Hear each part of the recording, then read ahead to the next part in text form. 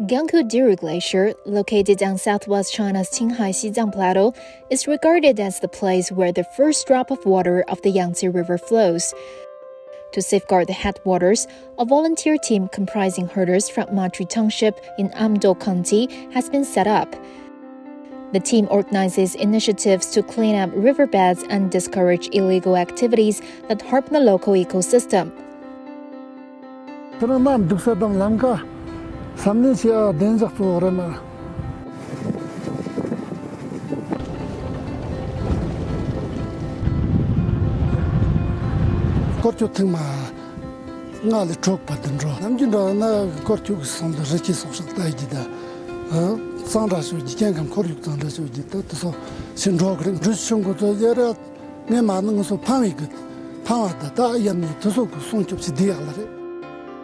According to the team, a total of 137 people who trespassed into the protection area have been stopped and persuaded back, and 14 rescue operations have been conducted since the establishment of the team in 2016.